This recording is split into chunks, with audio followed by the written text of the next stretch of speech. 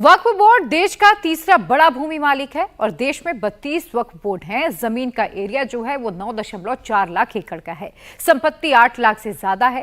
Property की market value जो है वो है 1.2 लाख करोड़। सरकार के मुताबिक मुस्लिमों के 9,942 मामले वक्फ के खिलाफ हैं। 40,951 मामले वक्फ ट्रिब्यूनल में हैं और इन सब को देखते हुए सरकार वक्फ एक्ट में संशोधन को जरूरी बता रही है, लेकिन विपक्षी पार्टियां एकजुट होकर इसका विरोध कर रही हैं। हमारे लीडर ममता बनर्जी, आप सबको पता है, वो पहले दिन से ये वक्फ बिल, ये वक्फ अमेंडमेंट के खिलाफ हमारे सारे ताकत लेके इस बिल को हम अपोज कर रहे हैं। ये बिल सिर्फ मुस्लिम्स को डिसएनफ्रेंचाइज करने के लिए है। जो वक्फ प्रॉपर्टीज है ये मुस्लिम्स को उनके कम्युनिटीज के थ्रू में, उनके प्रेयर्स के, उनके मस्जिद्स, उनके एरियाज, उनके halls Muslims have given for the community, and this is something, this is sacred in law and has to be protected. तो ये जमीन, मुसलमानों का जमीन हड़पने का एक प्लॉय के अलावा और कुछ नहीं है। ये साफ सुथरा कहना चाहिए, ये साफ चदरा बोलना चाहिए। और एक चीज जो है, इन लोग कह रहे हैं कि वक्फ बोर्ड में वो नॉन मुस्लिम्स ले रहे हैं। हम आपको पूछते हैं, हम सेक्युलर कंट्री के हैं, हम सेक्युलर कंट्री के हैं, सेक्युलरिज्म में विश्वास करते हैं, पर इस देश में आप जाइए ना, राम जन्मभूमि बोर्ड में बोलिएगा 2 मुसलमान डालेंगे, डाल सकते हैं। आज हमारा जो हिंदू का, बंगाल में जो हमारा कालीघाट का हिंदू का बोर्ड है, हम डालेंगे मुसलमान उसमें? नहीं डालेंगे। दिल्ली में all India Muslim personal board ने वक्फ संशोधन बिल के खिलाफ मजमा लगाया तो महाराष्ट्र से शरद पवार ने अपनी एक महिला सांसद को दिल्ली भेजा।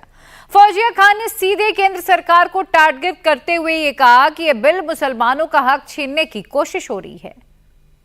मैं और हमारी पार्टी इस वक्फ अमेंडमेंट बिल का पुरजोर विरोध करती है और हमें बिल्कुल किसी हालत में ये बिल मंजूर नहीं है। ये जो बिल है, ये बिल पूरी तरह अनकॉन्स्टिट्यूशनल बिल है। सरकार पूरी तरह एक प्रोपेगेंडा में लगी हुई है कि किसी तरह मुसलमानों के ये हुकूक को छीन लिए जाए। इस बार वक्फ बोर्ड को पूरी तरह खत्म करके हमारे इबादत गाहों पर कब्जा करने की जो साजिश है वो हमें मंजूर नहीं है, हम ये कभी होने नहीं देंगे।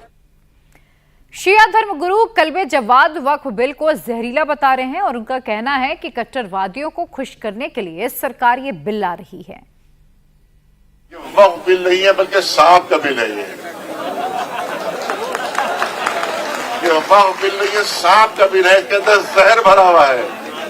ये सिर्फ और सिर्फ मुसलमानों को नुकसान पहुंचाने के लिए बिल बनाया गया है और सिर्फ तबाही और बर्बादी के लिए बिल बनाया गया है और कट्टरवादियों को खुश करने के लिए बिल बनाया गया है। आप याद रखें, इनकी बड़ी गलतफहमी है, ये समझते हैं नफरत के जरिए से इलेक्शन जीतेंगे।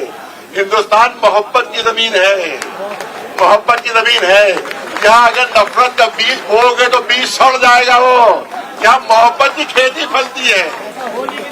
गवर्नमेंट के पास जितनी भी जमीनें वक्फ की है वो गवर्नमेंट की हो जाएगी। इसका मतलब है कि चोर को चोरी का माल मिल जाएगा। ये कौन सा कानून है कि वो चुरा भी रहे हो और कह रहे हो चोरी का माल ही हमारा हो जाएगा? इससे बड़ा नुकसान और क्या हो सकता है? आप अपना धरना जारी रखिए, आप अपना आंदोलन जारी रखिए और सही अल्लाह, कोशिश हमारा काम है, पता देना अल्लाह का काम है। वक्फ के खिलाफ मौलानाओं की मोर्चेबंदी से पहले कांग्रेस ने किनारा किया था, लेकिन जंतर मंतर पर दलीलों का दौर शुरू होने के साथ ही सलमान खुर्शीद भी वहां पहुंच गए और उन्होंने केंद्र सरकार पर मुस्लिम समाज का सेंटिमेंट ना समझने का आरोप लगाया है। हमको हमारी जिंदगी अपने उसूलों पर जीने दीजिए, अपने ईमान पर जीने दीजिए और हम चाहेंगे कि आप अपने ईमान पर जिए। कहीं भी किसी किस्म का कोई टकराव की कोई कहीं पर गुंजाइश नहीं है और इसी स्पिरिट के साथ बहुत कुछ हुआ है। कहा जाता है कि हमने बड़ी तफसील से लोगों से बात करी, गुफ्तगू की, सबको कंसल्ट किया। उसका एक ही जवाब है कि आपने कंसल्ट किया, आपने हमको सुना कि नहीं सुना, लेकिन आपने हमें समझा नहीं। और आज समझाने के लिए हम आवाम के बीच में आकर उसी बात को फिर आपके सामने दोहरा रहे हैं कि आपने हमारे जज्बात को समझा नहीं, हमारे ख्वाब आप समझे नहीं, हमारे ईमान को आप समझे नहीं। इसको समझने की कोशिश कीजिए, इसमें आपका कोई नुकसान नहीं। हम अपनी कमी और अपने से शिकायत हम खुद कर लेंगे, दूसरे को हम उसकी गुंजाइश नहीं देंगे कि वो हमारी शिकायत करें।